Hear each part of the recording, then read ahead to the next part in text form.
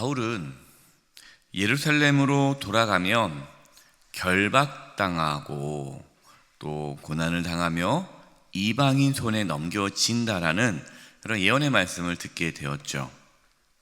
그러나 바울은 복음을 전하기 위하여 자신의 목숨도 아끼지 않겠다라고 말하며 예루살렘으로 돌아갔습니다.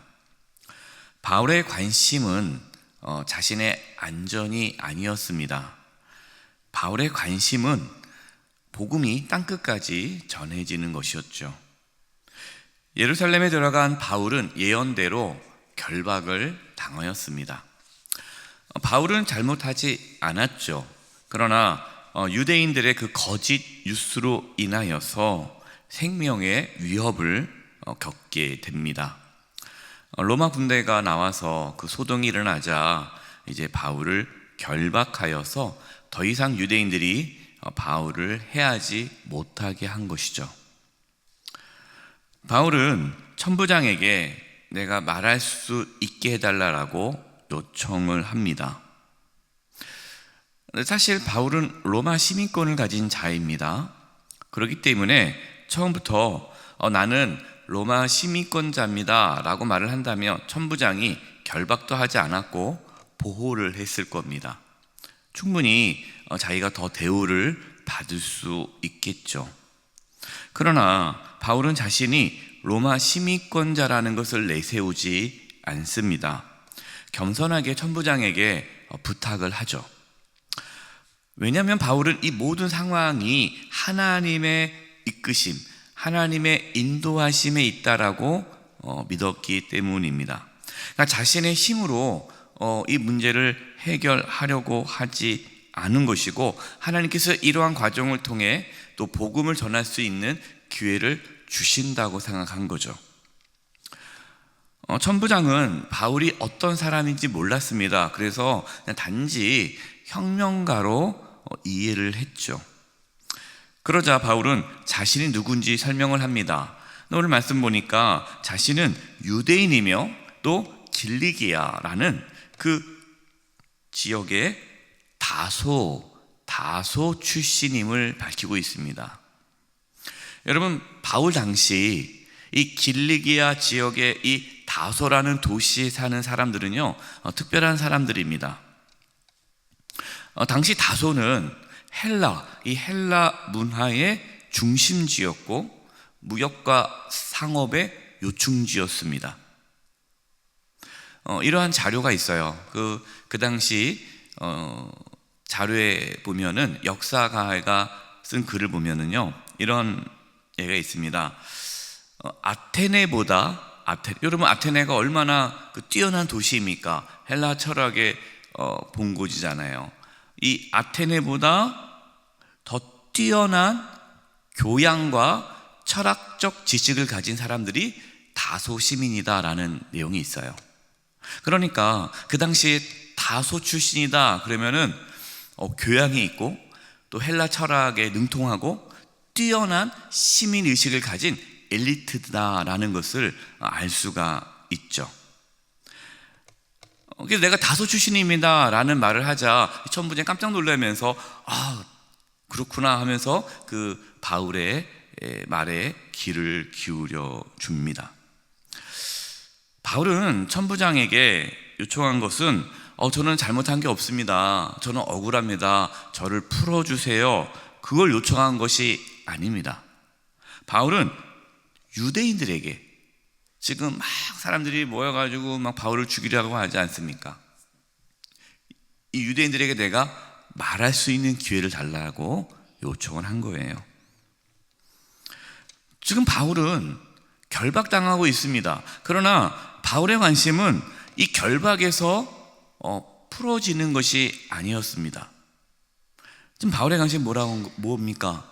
자기 동족 유대인들에게 복음을 전하는 것이 그에게 관심이었습니다. 지금 여러분의 관심은 무엇입니까? 결박이 풀어지는 데만 관심을 갖고 있습니까? 물론 여러분 우리의 인생에 여러 가지 어려움, 막혀있던 것들, 문제가 해결되기를 기도해야죠.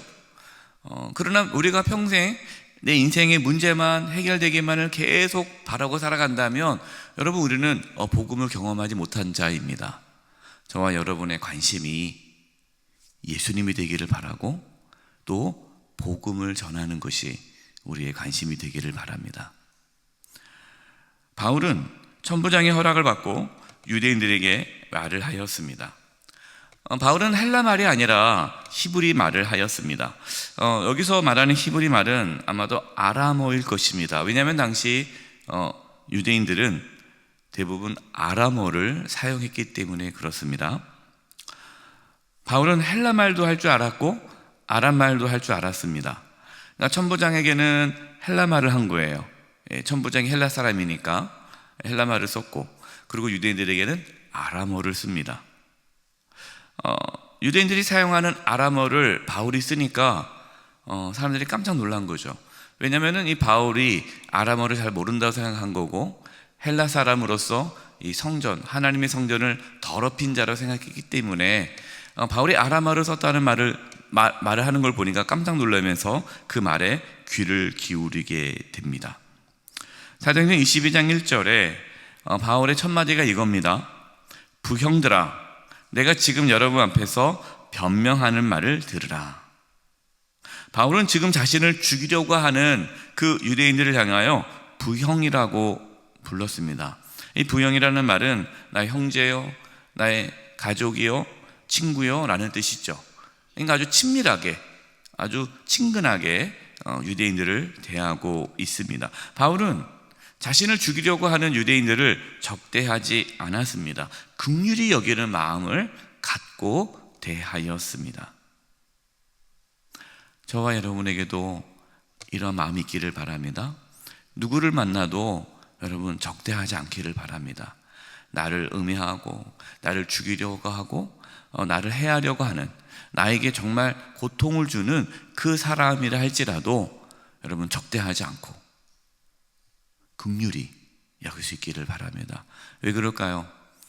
그들이 모르기 때문에 그런 거 아닙니까? 우리 왜 사랑의 천국방언 중에 하나가 있잖아요. 모르고 그랬는 걸 뭘. 정말 그 사람이 모르고 그랬는 걸 뭘 알면 그랬을까? 그런 마음이 있으면 우리는 그분을 따뜻하게 대할 수가 있습니다. 바울은 유대인들에게 자신이 어떠한 자였는지를, 그리고 내가 어떻게 예수님을 믿게 되었는지를 하나하나 전하고 있습니다. 사도행전 22장 3절과 4절입니다. 나는 유대인으로 길리기아 다소에서 났고 이 성에서 자라 가말리엘의 문화에서 우리 조상들의 율법에 엄한 교훈을 받았고 오늘 너희 모든 사람처럼 하나님께 대하여 열심히 있는 자라. 내가 이 돌은 뭡니까? 예수 그리스도를 따르는 그 사람들이죠. 그러니까 예수님을 믿는 그 복음이겠죠. 내가 이 돌을 박해하여 사람을 죽이기까지 하고 남녀를 결박하여 옥에 넘겼더니. 바울은 자신이 유대인임을 밝혔고 또 길리기아 다소에서 태어났다라고 신분을 밝혔습니다. 그럼 내가 다소 출신입니다. 그러면 똑같이 그 유대인들도 출신이 좋구나 라고 생각했겠죠. 그뿐만 아니라 가말리엘 문화에서 율법의 엄한 교훈을 받았다는 겁니다. 가말리엘은요, 당시 모든 율법 학자들이 가장 존경하는 학자입니다. 그러니까 가말리엘은 아주 당대에 뛰어난 율법 학자이기 때문에 가말리엘 그 문화에서 내가 율법을 배웠다라는 것은 당시에 가장 뛰어난 율법 학자라는 그러한 의미인 거죠. 그러니까 바울은 객관적으로 모든 사람들이 인정하는 다소 출신뿐만 아니라 유대인들이 또 인정하는 가말리엘 문화 출신의 율법 학자임을 밝히고 있습니다.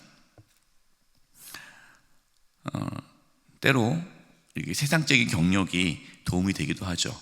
우리 어떤 강사를 모셨을 때 그분이 누군지 모르면 신뢰하지 않는데 그분의 어떤 양력을 딱 소개하면 양력이 좋으면 훌륭하시네 하면서 뭔가 좀 달라지지 않습니까? 예, 좀 이런 상황이에요. 그래서 이것이 또 때로 세상 사람들에게는 보증이 되기도 하죠. 저도 이제 이렇게 여러분들과 어떤 사역을 할 때에 저는 잘 모르잖아요. 저를 잘 모르지만 영세교회 담임 목사입니다. 그러면은 저를 대하는 태도가 달라집니다. 아, 영세교회예요? 그러면서. 왜 그렇습니까? 영세교회가 좋은 교회라는 것이 있기 때문에 영세교회 담임 목사입니다. 그러면은 저에 대한 신분이 확실하게 보증이 되죠. 바울은 자신이 하나님께 대한 열심으로 예수님을 따르는 자들을 결박하기 위해 다메섹으로 갔다고 하였습니다. 그러니까 지금 나도 여러분과 똑같이 신앙에 열심히 있었다는 거죠. 하나님에 대해 열심히 있었다는 거예요. 자신이 신앙적으로 옳다고 여기면서 교회를 박해했다라는 겁니다.